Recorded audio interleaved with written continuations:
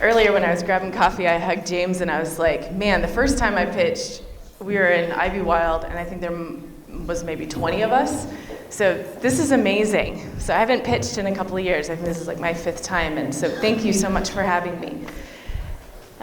So my name is Mundy Ross, and today I'm going to be talking to you about a new venue and bar opening actually in 2 weeks called Almagre.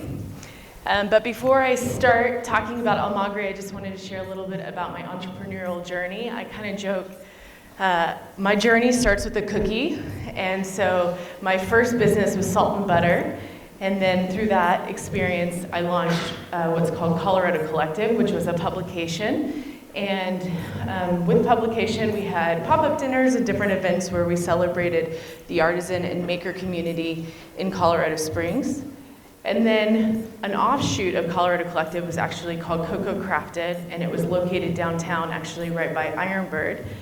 And it was an arm of Colorado Collective in which we celebrated the DIY culture. And so I wanted to provide hands-on workshops for different creatives to come in and share their expertise.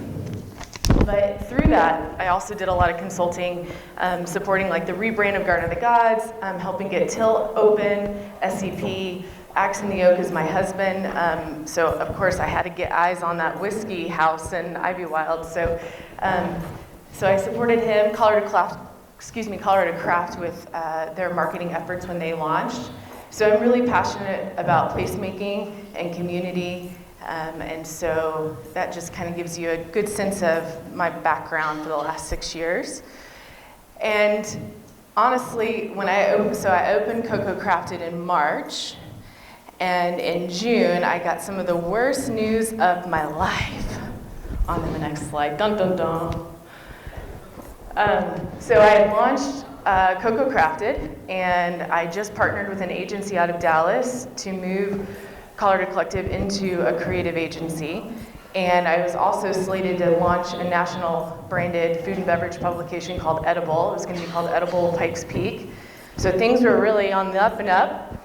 And then June 6, 2017, my father was diagnosed with ALS, and he only lasted about 11 months. I can't look at those pictures without getting emotional, I'm sorry. He passed away May of 2018. So it's been a journey through grief for me for the last couple of years, and some of the things I've learned as an entrepreneur, and I'm sure some of you can relate to what I have listed up here, but I just want to kind of deep dive a little bit into it. Can somebody please raise your hand if you can relate to burnout as an entrepreneur, right? So I realized in the 2 years of caring for my dad and taking a break, i.e. closing the doors of my storefront, taking a pause on Edible, not moving forward with the creative agency, that I was really burnt out to the point of like depression and brain fog, and just, I wasn't motivated in life.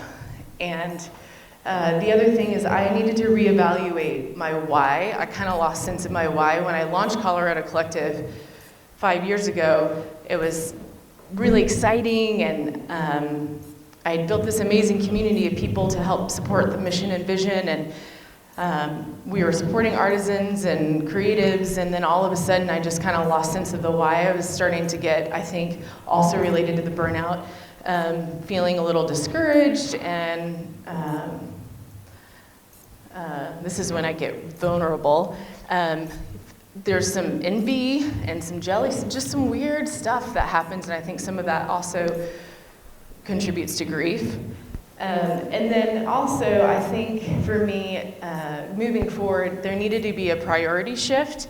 So much of what I was doing for the last 6 years, it was very community-minded, which is so important to me. The city is so important to me. But I had a tendency just to focus on community versus putting myself first, in the sense of like, hey, how about you come up with a concept that will possibly make you some money and support your family, and as a benefit of what that is, it helps the community, where I've been so focused on making sure I take care of my team first, and that they're happy and cared for, and that the city loves what I'm doing. And meanwhile, my family was suffering from that. So this is my father, Bill Schott. He's amazing, and he's the catalyst for what I'm about to share. So when I first moved here in '03, I had this idea of wanting to launch a venue. I felt like the city kind of lacked venues. So I've had this idea kind of stirring in the back of my head for a while. And I went to Santa Fe just to get away with my husband, Casey, and I was daydreaming, and on the way back, he was like, okay, what's next?